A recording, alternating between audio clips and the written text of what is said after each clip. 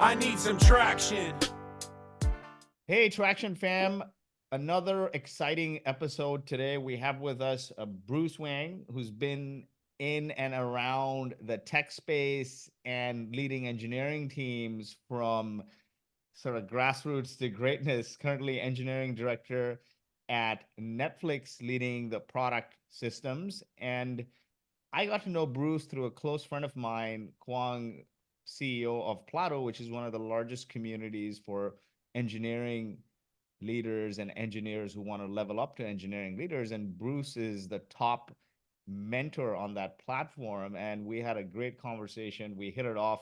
And I'm like, man, you know so much about the engineering space, about just building engineering teams, about leveling up engineers. I think our community would love to soak in some of that knowledge. And Bruce is not only an engineering leader, but he's a two-time founder. So he understands the founder perspective, the founder mindset. So Bruce, super excited to have you here. Welcome to Traction. How you doing? Oh, great. Yeah, and I like to tell I did one success, one failure. The failure was important.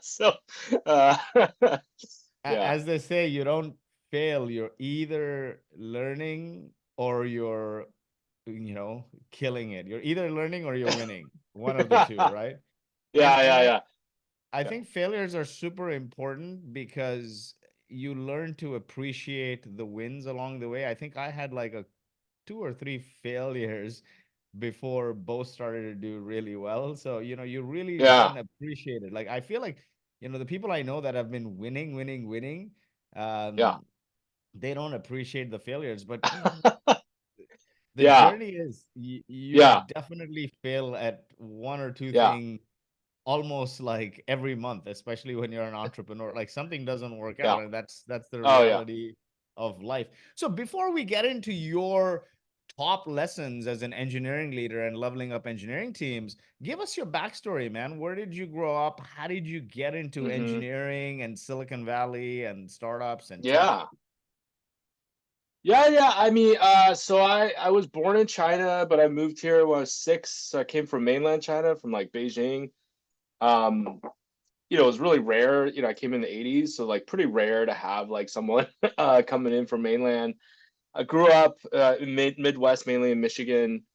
And I don't know, I just got into computers super early on. I was on the bulletin boards and, was into building my own computers. And we were on like super slow 14 4K modems and, always wanted to get some super fast. So I just like was really early on in that industry. And then yeah, I went to Michigan, go blue, and then and I went to engineering school there, and you know it was during a hot time during the dot-com boom, so it was really interesting experience interviewing, and then got an opportunity to come out to Silicon Valley to work for a startup, um, and sort of that's where I've been for almost my whole time except 3 years in Kansas due to one of the acquisitions. But mainly in the Bay Area for 20 now 24 20 21 out of my 24 years. Fantastic. And I think being an immigrant or born to immigrant parents probably had something to do with you getting into engineering. At least mine did. Ah, it's funny.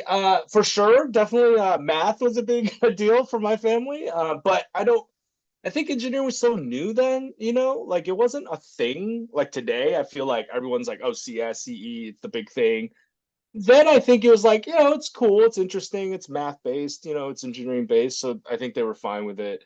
My parents were pretty nice, pretty great. Like, I don't think they like put so much pressure on me. I mean, they put plenty, but yeah, and I think I was lucky to go after something I actually really liked and end up being okay at it, and I just kind of worked out that way. Fantastic. Now, you did two startups before Yeah, you became an engineering leader at Netflix.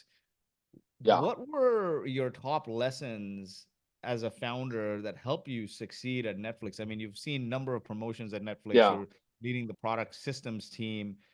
Right. Tell us more about that. Right.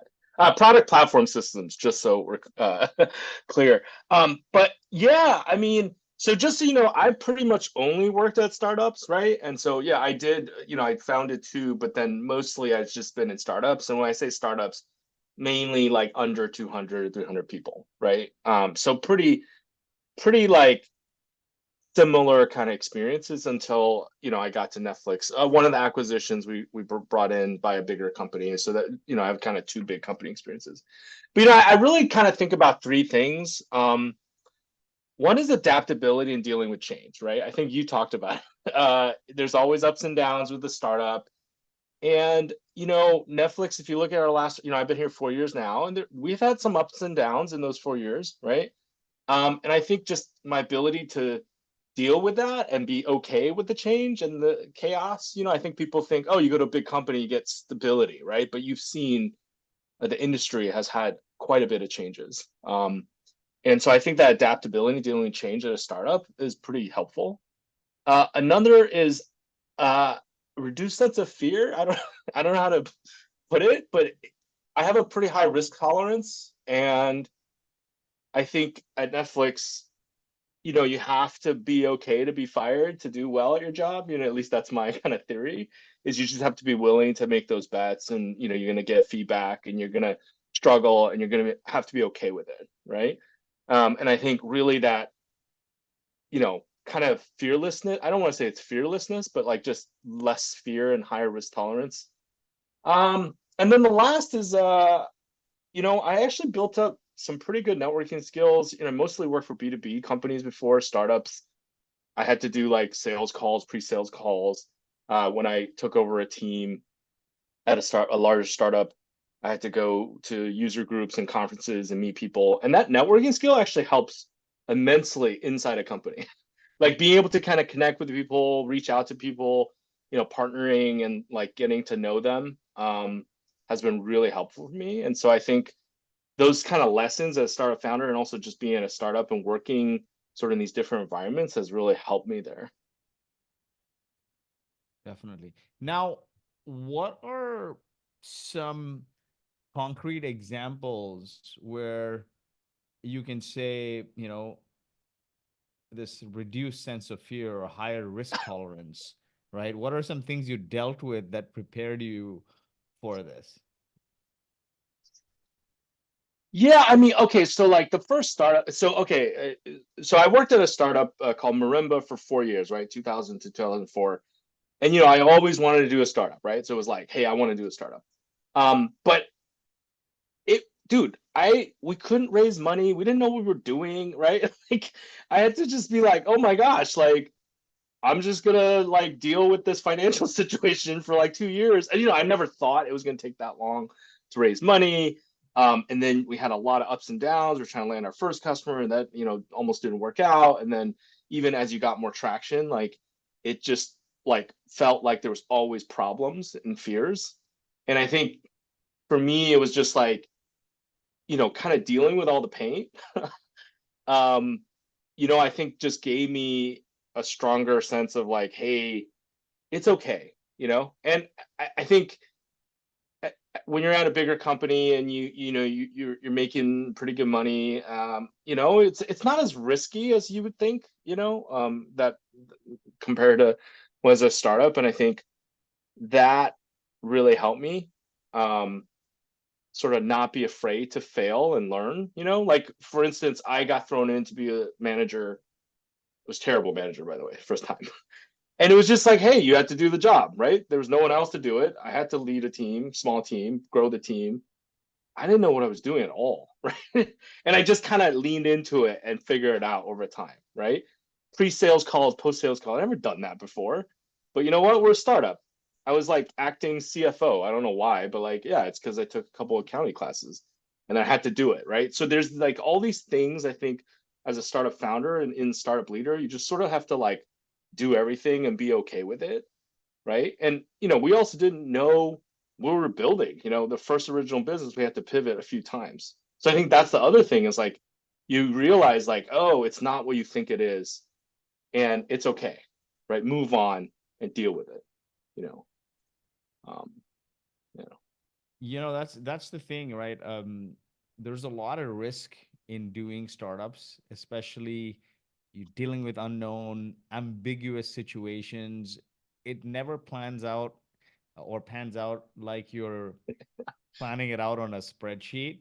And Yeah. everything great is on the other side of pain and risk. I often say, like, luck and risk are two sides of the same coin, because a lot of people say, Mm, "Oh, you got lucky here, got lucky there." I'm like, "Yeah, of course I got lucky. I've always used the word luck." But luck and risk are two sides of the same coin. The ones that do hmm. well are the ones that keep flipping. They never stop. Risk, risk, risk, risk, risk.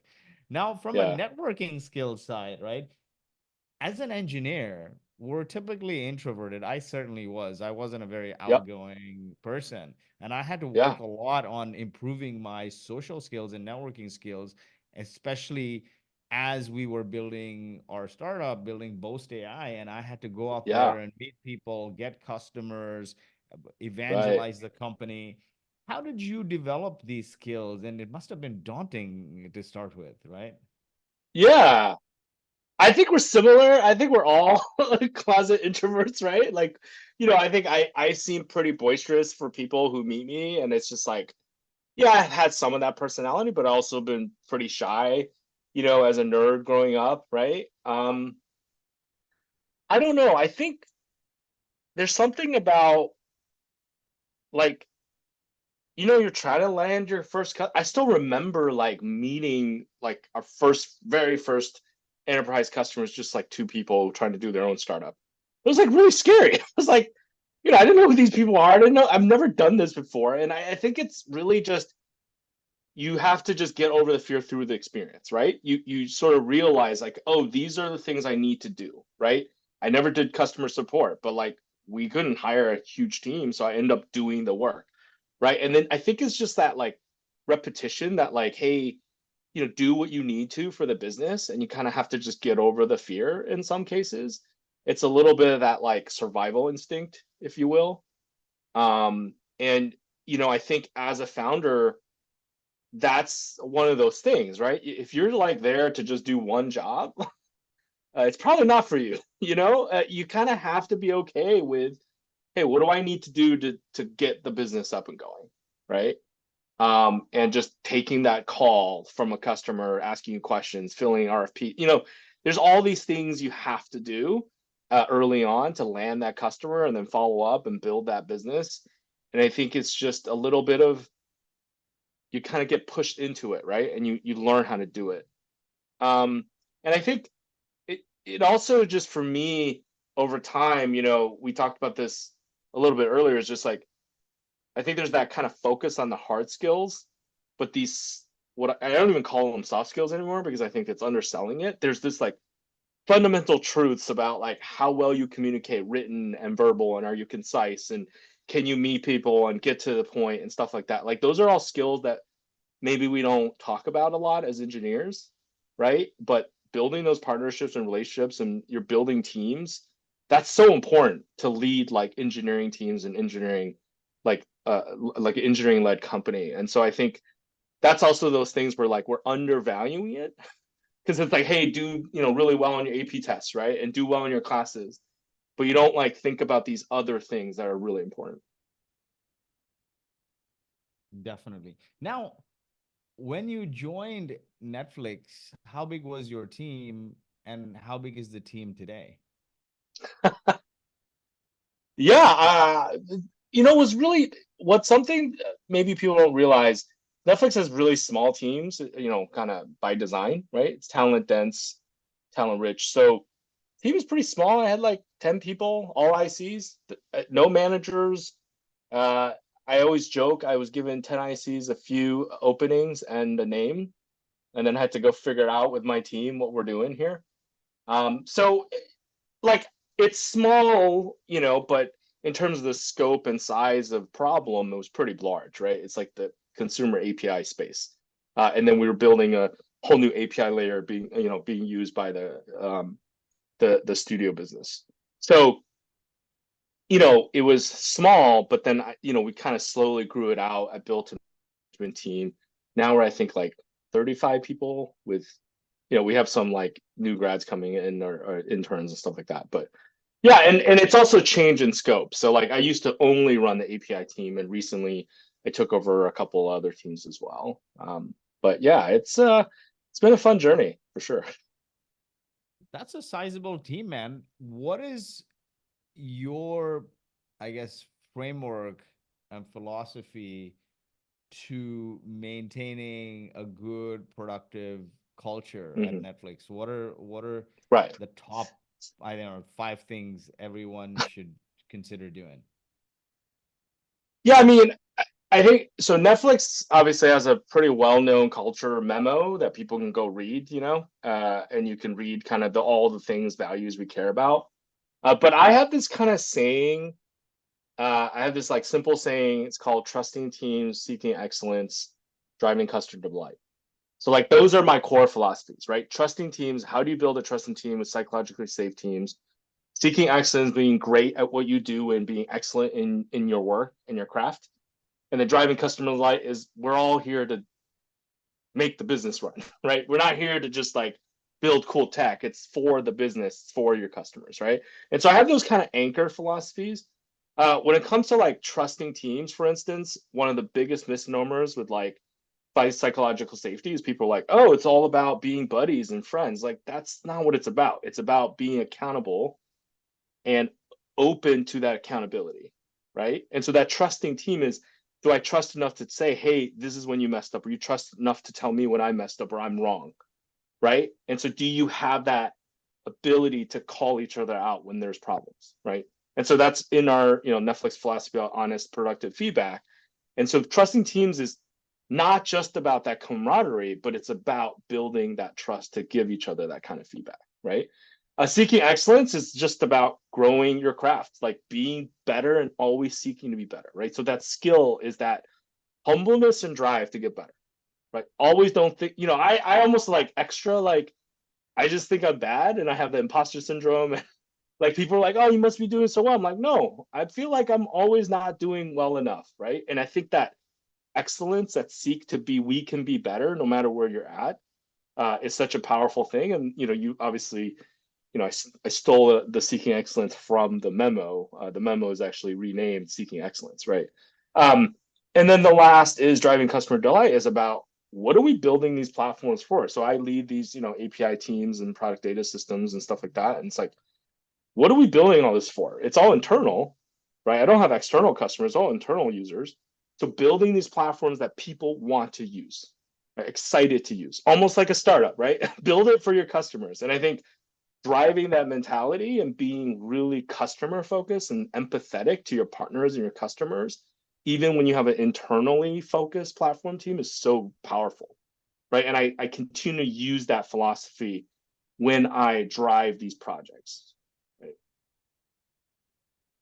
What is one concrete example, tactical thing our listeners can do in each of those buckets to build excellence and trusted Yeah, teams and customer delight? yeah. So trusted team. First one is be vulnerable yourself. I think as a leader, you probably made mistakes. I made mistakes, right? And I really remember the first time when I told the team, I was struggling. I was like, man, I'm struggling. This is hard. This is really hard. Leading a team of this complexity and coming in, and this was during the pandemic and everything was shut down. And I still remember that moment when just being vulnerable with the team. I think people were like, oh, yeah, this is not an easy job. And being a little more empathetic. And I think that was a turning point. And so it's a little bit of just you being a leader, have to be vulnerable yourself about the mistakes you make and recognize it and be introspective about it. And so that's an example of like being vulnerable with the team and just saying, hey, like I don't know what I'm doing in this case, right? I really need your help, right? And I think that really builds that trust, that sense of trust with the team, right? Um, Seeking excellence, I mean, there's so much you could do. Uh, I think one thing, this might sound weird, but like, don't let the success get to your head. I don't know.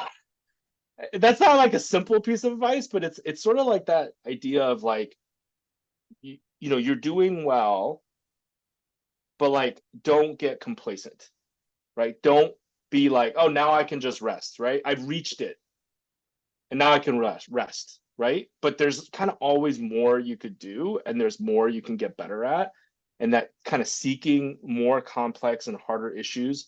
And so I think for me, that seeking excellence is really about like not getting like, I don't want to say lazy is not the right word, but just sort of like comfortable. I don't know if that's the right word. And then the driving customer delight, I think that's easy. I mean, not easy, but it's really just like, what do your customers actually need? And as a technology team, for instance, as a internal platform team, it's easy to just be like, you know what, this is the play path and this is it. You just use us because we own this platform and you have no other choice. Right. Or you could be like, hey, where are all the gaps? Where are the problems? Where are the issues?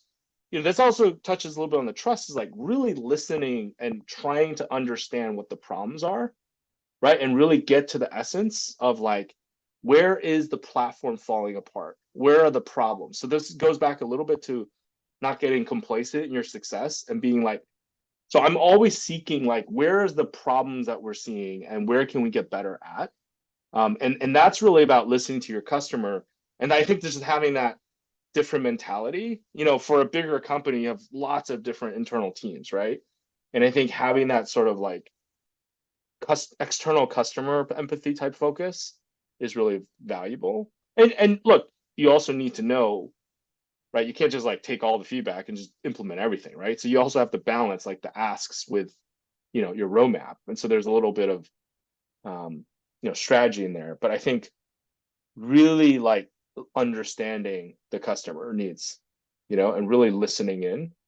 I think as an internal company for a bigger team, I know for startup people that might seem like, oh, that seems easy. Like you should always do that.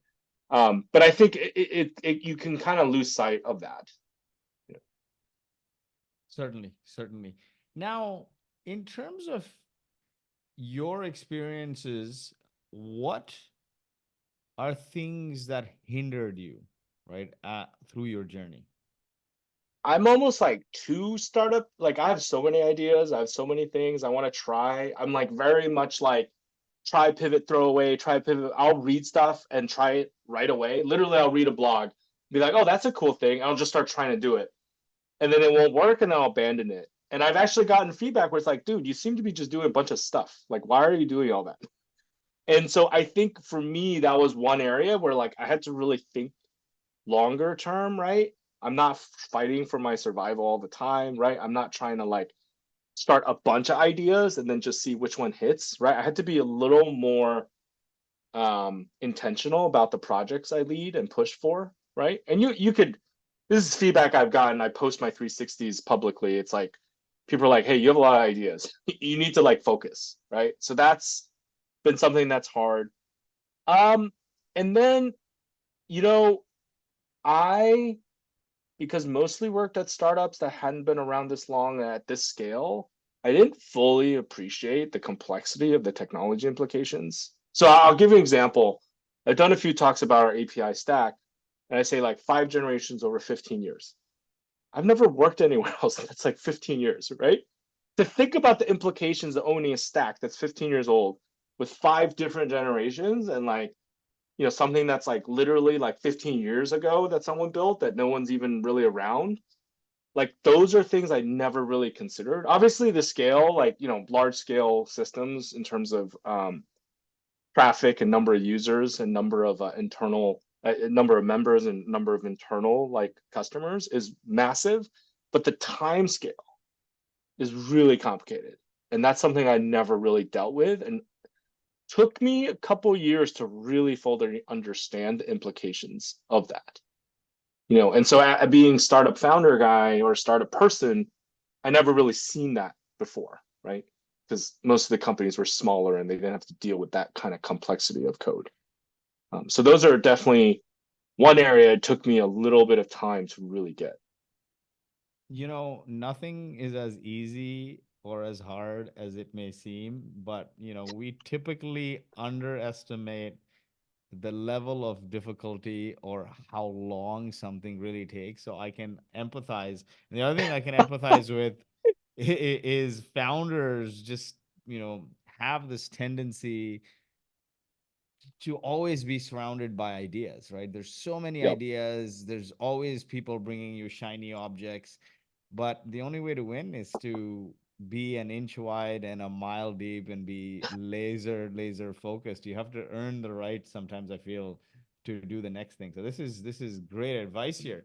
Now, a Yeah. lot of people, Yeah. right, they have this, let's say they validate the idea, they get the company to product market fit, they're a small team, and then all of a sudden now they're ready to get to a point, a scale, or they're growing. Let's say after the initial 1 or 2 million, they raise some Yeah. money and like, okay, now I need to bring an engineering leader.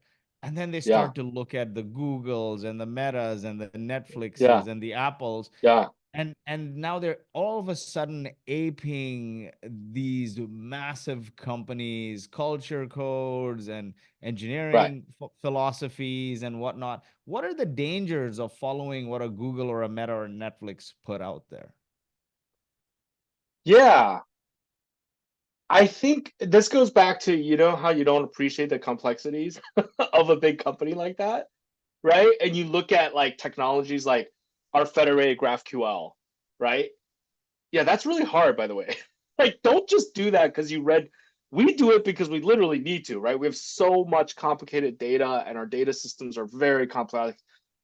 Imagine trying to represent your production process or pre-production, like making content, right? Like how hard that is. And so you have a really complicated ecosystem that requires some of this hardcore technology to help you, right?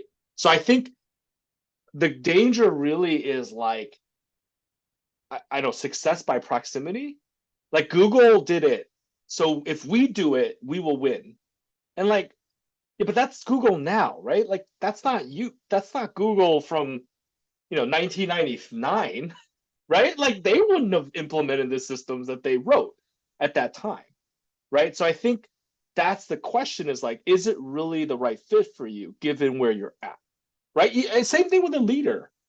I think you might want to say, hey, you know, startups, you get that money, get that traction, all of a sudden you're like, man, I really need to build that culture. I really want that success and I want that, right? So let me bring someone in that can give me the success. And it's just about timing, right? Like, are you gonna bring in a leader that like manage 1,000 people to a 40-person team? Right? Is that really gonna work? The problems are different, right? And I'm not saying which way is better or worse. It's just the problems are different. And so I think that's probably the biggest danger is to like feel like this pressure of like I got to get to that thing, right? And by betting on the technologies and the people, I'm going to get there. But you really need to go through your own journey, you know? Like you have to kind of go, it's not like you can't learn from the companies for sure, but like you kind of have to go through your own journey and figure out what works and what doesn't. And that's something I always think about is even when I read books or articles about some culture thing or something that's interesting, I gotta see what works here, right? And what doesn't work here, and mix and match and figure out what's that formula. And so I think that's really the big danger is just that like, success by proximity problem that I see. Certainly, like, I think one of the key fallacies is reasoning with analogy. Just because it worked for somebody doesn't mean it's going to work for you. But what always works is boiling things down to the lowest common denominator, to first principles, and then going up from there, right? Like, this needs to happen before the other thing needs to happen, versus saying, okay, let's try this tactic because it works for this other person. Like a famous example being like, oh, Airbnb jump started growth by cross posting to Craigslist when Craigslist Mm-hmm, didn't even have an API. Can we hack into some website to drive growth? I mean, just mm-hmm. because it happened for Craigslist, for Airbnb, doesn't mean it's going to work for you. Like, where do your customers hang out? What is the value they're seeking? And then how do you deliver them that? Those are first principles, right? Like, which people Yeah. don't don't look into. Now, Yeah. what are some key elements of engineering that can be misunderstood? Give us some examples. Um, I think OKRs is a big one that I think about, right? Everyone talks about OKRs. It's famous because Google implemented it. Once again, right? Google did it. So if I implement it, I will become Google, right? And I've read the book, I've like used the things, and I think people don't realize like OKRs are meant to focus, align, stretch, and measure, right? And the focus and line are the two pieces that consistently hear, oh, we're doing OKRs. How many do you have? Like 50. Okay, how is that going to help you focus and align, right? And it's like people get really into the measurement piece. It's like, oh, I need to do this thing, and the KR says that.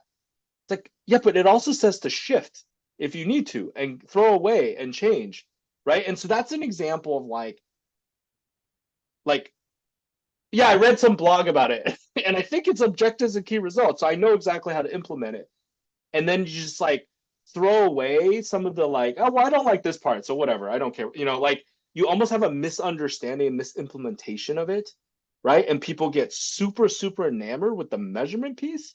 And even for us, like when we introduced it, was fascinating. It's like, yeah, red is good. Red is how you know it's not working. So what do we need to do differently? And it's so funny because people think red's bad, right? Red means we're failing. So I must show green KRs, right? And it's like, no, you need to be able to surface where it's broken, right? And it's funny. So it it's hard, even when you know intellectually that red KRs is good because you want to surface the problem so you could address it. As a person who doesn't like to fail, that's really hard to say, you know what, I have a red KR and here's why. And here's what we're doing to solve it. Right. So that's an example of like, are you really willing to make the trade-offs? Are you willing to align? Are you willing to like bring up the problems? Are you willing to shift and change the KR when you need to?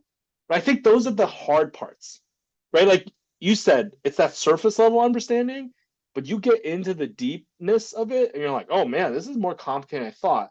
Maybe this is over complicated, right? Maybe like were you doing too much?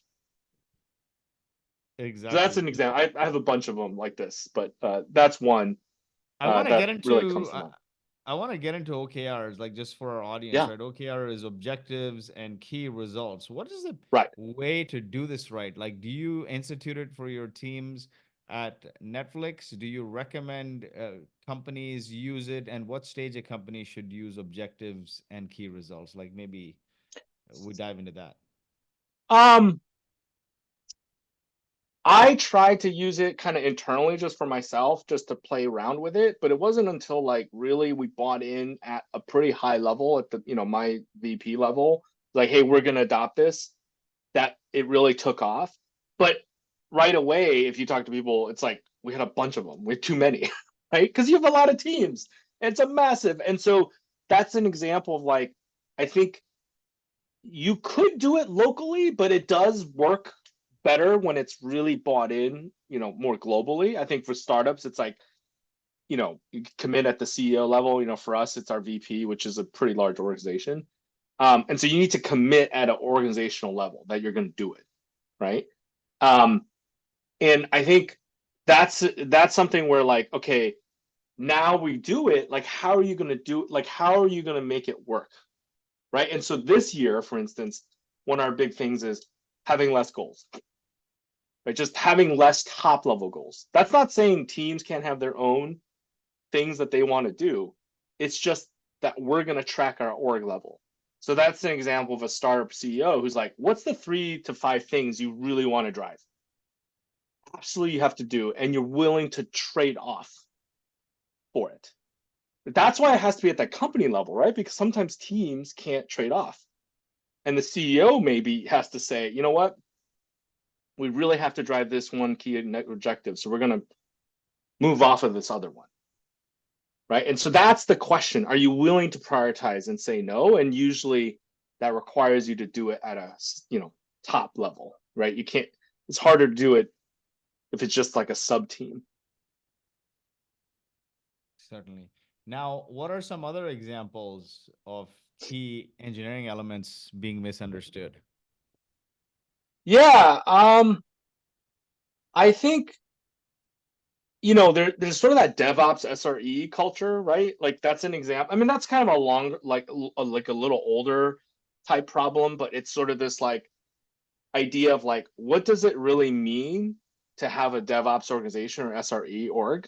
And it's really about that culture of reliability and how do you build that in, right? And so that's an example of like, just because you have an SRE team doesn't mean you're going to increase resilience, right? You have to really build that culture in. Um, and so that's another example of like, hey, if we hire a DevOps team, we'll become like DevOps ready, right? But like DevOps and SRE is a culture movement, is how you think about building software and being more resilient, right? And related to that is blameless culture, right? It's like when you have a problem, being truly blameless and trying to figure out at the root cause of what caused the problem so you can make it better, right? So that's an example. Like I've seen situations where it's like, you know, you start having outages and guess what?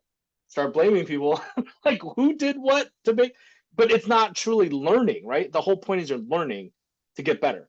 Like what exactly happened? Why did it happen? How do we prevent it from happening? How do we invest the time to make it better? Right. So this goes back to like to implement it is hard. So everyone's kind of looking for that shortcut, right? Like I want that injection to give me that DevOps life like instantly. It's like, no, that stuff is really hard to do.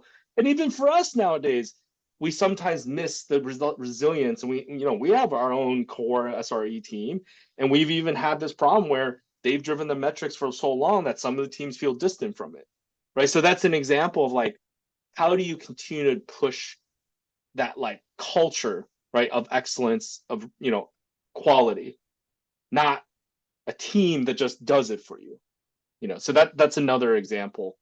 I think gets misunderstood or at least gets kind of misinterpreted. You know.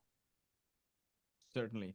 Now, I want to switch gears to leadership, right? I mean, you mentor a Yeah. lot. You're one of the top mentors on Plato. I don't know if I'm top mentor. I don't know. I'm You're one one of of the the mentors. that's what I've been told. But why do you number one choose to mentor? And what does it take to become a great leader? um, I choose the mentor giving back, like just I don't know. It's funny because everyone asks me why I do it. It's like one is I give back. I want to like I learned so many lessons and I feel like I can give back and contribute.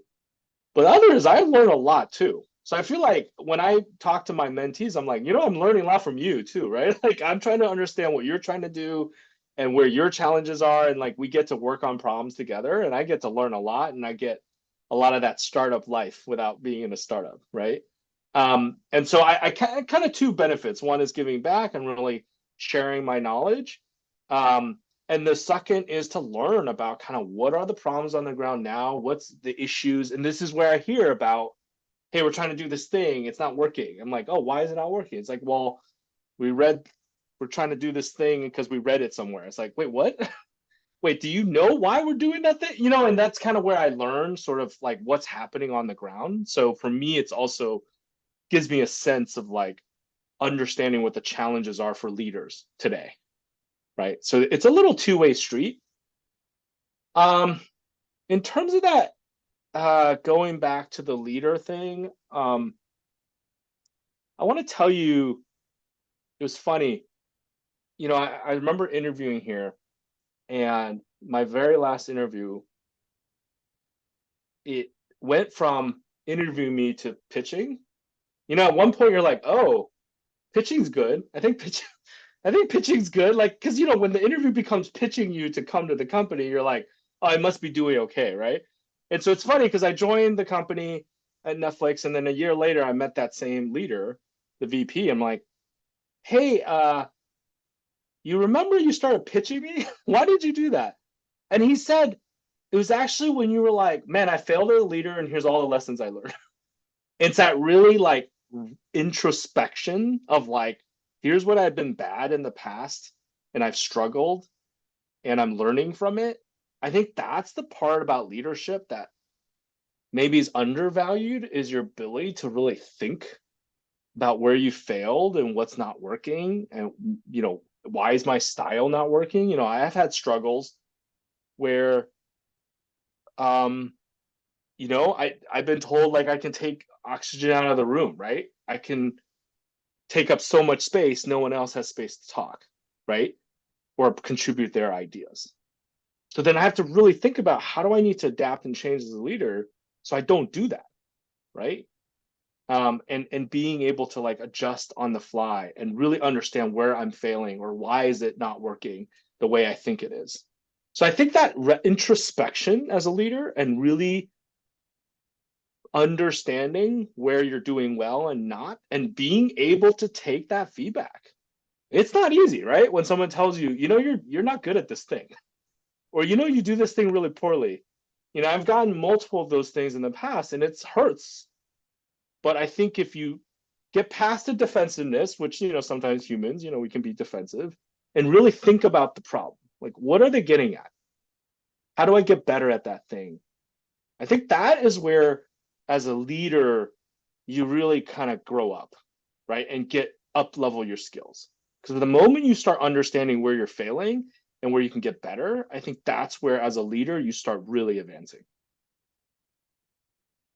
Certainly. Now, in terms of like building engineering culture in a startup, you join, where do you start? How do you build a productive engineering culture? I jokingly tell people your LaCroix and your ping pong tables are not what makes a Oh, productive dude. culture. Talking about misunderstandings, that's probably the worst, right? We perpetuate if I put a ping pong table, I'm gonna have that Silicon Valley culture, right? Sleep pod, sleep pod. Yeah. Um, okay, I'll go back to psychological safety I mentioned earlier, right? Is the whole premise of psychological safety. So it was done researcher by Amy Edmondson, and her whole research was on medical teams, right? And she had this really weird result. The teams that had most mistakes performed better. And she's like, how is that even possible? They have more mistakes. How could they have better outcomes? And what they realized was it was because the team held each other accountable and actually raised the mistakes. And what was happening with the low performing teams was the leader was hiding the mistakes. They don't talk about the mistake. We don't make mistakes. We're a perfect team, right? And so the research found that safety, psychological safety, is how open you are about talking about mistakes and problems actually increases outcomes, right? So I think it's really, as a startup, you don't have to have a giant deck. I mean, you can, like Netflix made it famous. I encourage people to write it down at least. But how do you get that trust and the accountability, right? You trust each other to do great work, but you're accountable for executing. I think this is the piece of it. It's like, what are we here for? We're not here to play ping pong. I mean, I like playing ping pong. We're here to like do work and execute and build the business, right? We're not here to get our kombuchas and lattes, right? Or our free lunches. Do you see what I mean? It's that, like, are we holding each other accountable to delivering excellence, right? And I think if you just followed that simple mantra of like, you have the trust, right? Where you build up that like vulnerability and trust with each other, but you hold each other accountable, where that's how you create that learning culture where you're accountable and you're trusting, right? And you're able to push each other. Hey, you know what? I didn't really like that thing. I don't think we should do that. Like, we should do something else. Can you really say that to a team, right? Like, are you able to build that culture? And look, I've been on the other side as a startup founder, being the founding engineer who knew everything about the code. And I think people didn't push back, or I was kind of a asshole to them. Well, what are you talking about? You know what I mean? Like, you're just not building that environment to create the truly trust. Say, hey, you know what? This piece of code is wrong. Like, we should write it this other way. And so I think if you were at a startup and you wanted to just do something, is do you have the trust of your teams?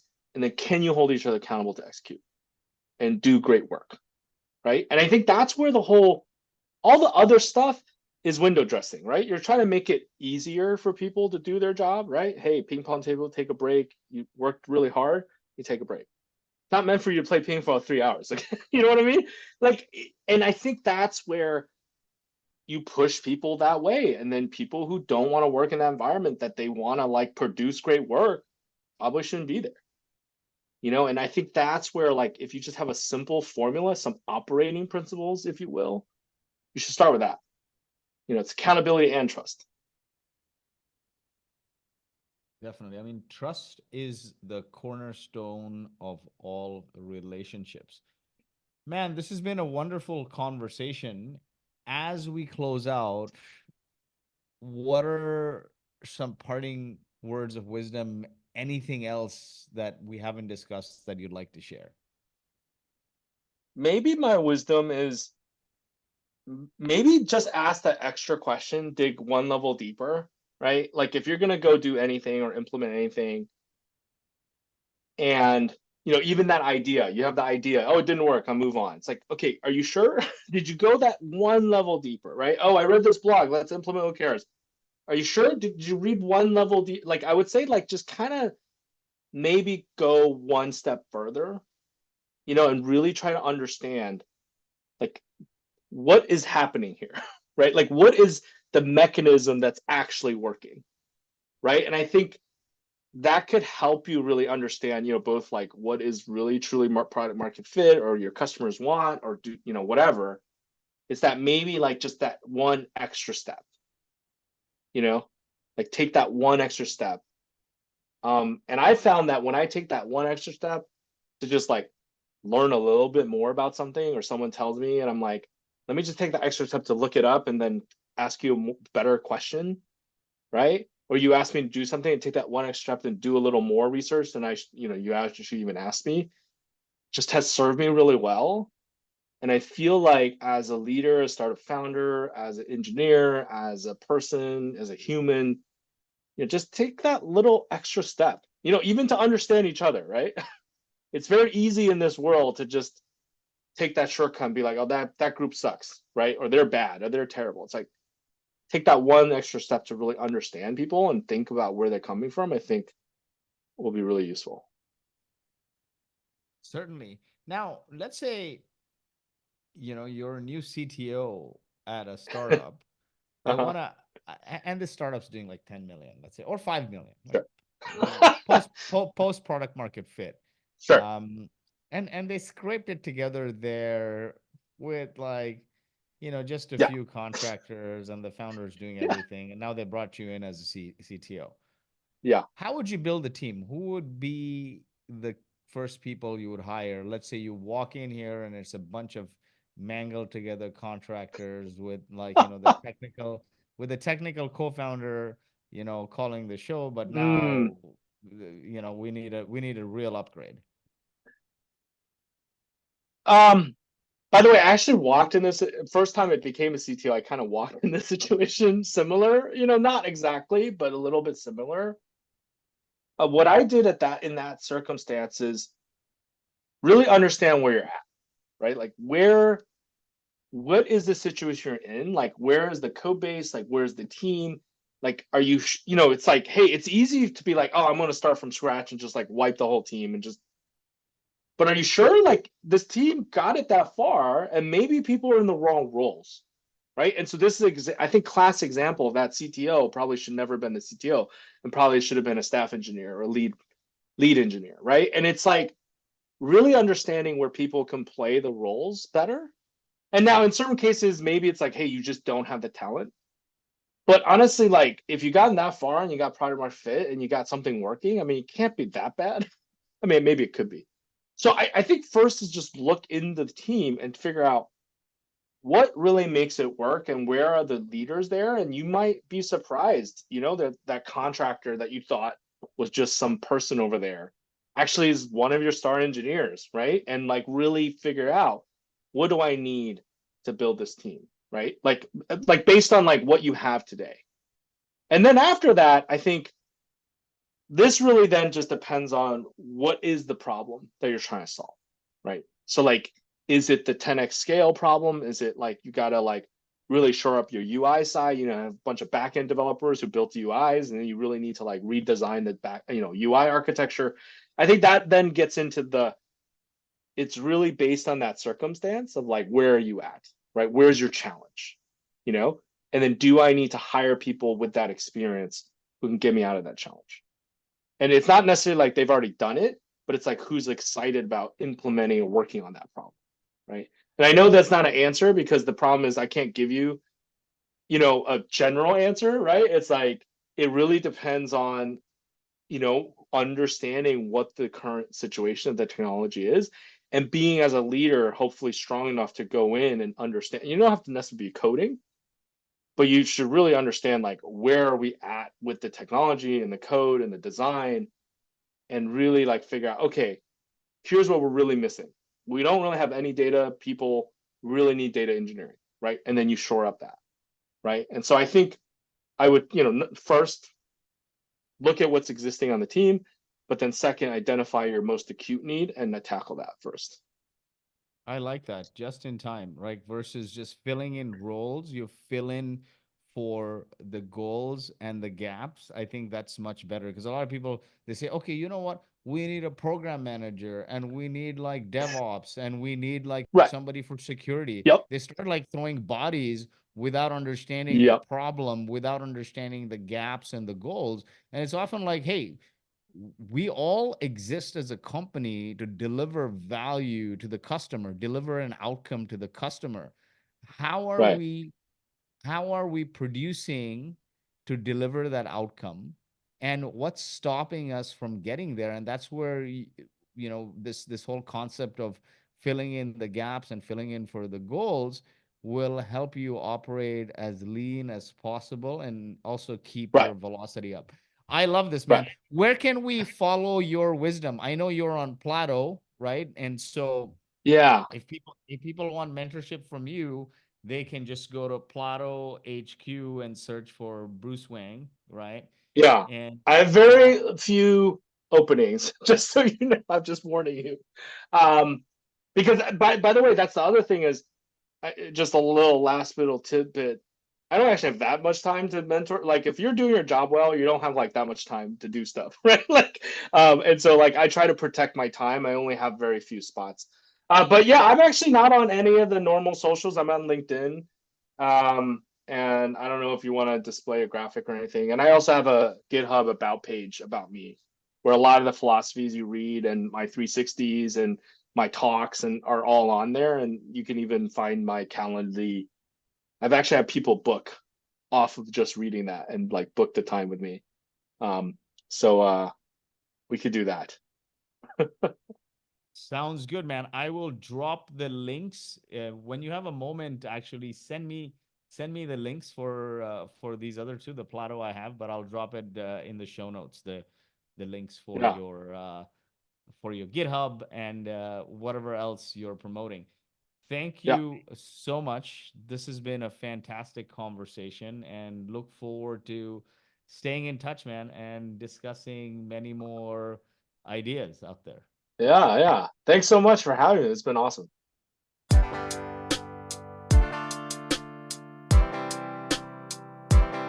I need some traction.